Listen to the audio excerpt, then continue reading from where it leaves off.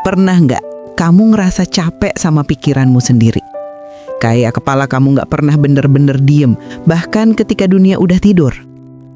Dan yang paling menyakitkan, kamu nggak tahu gimana cara berhenti. Kadang aku merasa pikiranku ini seperti hujan yang tak kunjung reda.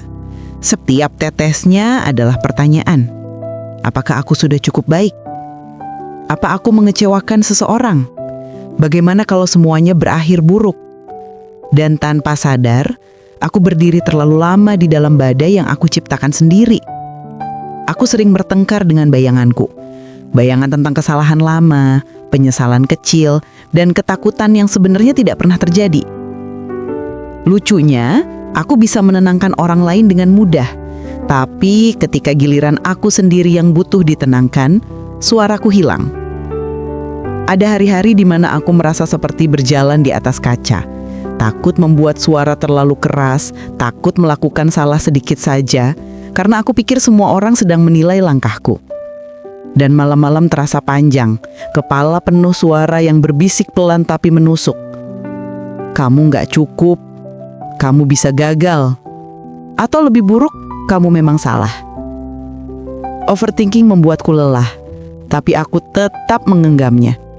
Seolah-olah ketakutan ini adalah cara untuk melindungi diriku. Padahal yang terjadi justru sebaliknya, aku tersesat di dalam labirin pikiranku sendiri. Sampai akhirnya, ada satu malam ketika aku diam, menatap langit, dan aku bertanya pada diriku pelan.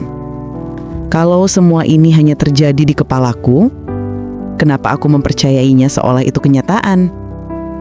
Dan tiba-tiba aku sadar, aku nggak harus percaya pada semua suara yang berkata aku tidak cukup. Aku nggak harus memeluk semua ketakutan itu sendirian. Aku berhak merasa aman, berhak merasa dicintai, berhak istirahat dari kecemasan yang aku bangun sendiri. Untuk pertama kalinya, aku merasa ada sebuah pintu kecil terbuka di dalam hatiku. Pintu yang bilang bahwa mungkin aku layak disayangi, bahkan oleh diriku sendiri. Aku belajar bahwa overthinking bukan musuh, hanya alarm yang terlalu sensitif, yang sebenarnya cuma ingin melindungiku. Dan sekarang, setiap kali pikiranku mulai menjerit, aku belajar mengambil nafas, menyentuh dadaku sendiri dan berkata, aku aman. Pikiranku bukan kenyataan. Aku tetap berharga, bahkan ketika aku takut. Aku belajar menerima bahwa aku tidak harus selalu kuat, tidak harus selalu benar, tidak harus selalu sempurna. Terkadang mencintai diri sendiri berarti membiarkan diri berhenti sejenak, melepaskan apa yang tidak bisa dikendalikan, dan mempercayai bahwa diriku layak hidup dengan hati yang lebih ringan. Pada akhirnya, ketenangan bukan ditemukan ketika hidup tanpa masalah, tapi ketika kita akhirnya berdamai dengan suara dalam kepala kita sendiri. Kadang, yang paling kita butuhkan hanyalah keberanian untuk mempercayai bahwa kita akan baik-baik saja. Terima kasih sudah mendengarkan cerita ini. Kalau kamu merasa monolog ini menyentuh sesuatu di dalam dirimu, ingat, kamu nggak sendirian.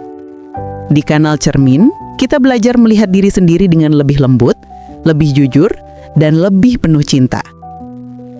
Jangan lupa subscribe, like, dan share video ini, biar lebih banyak hati yang menemukan ketenangannya kembali. Sampai jumpa di cerita selanjutnya. Tetap jaga diri ya.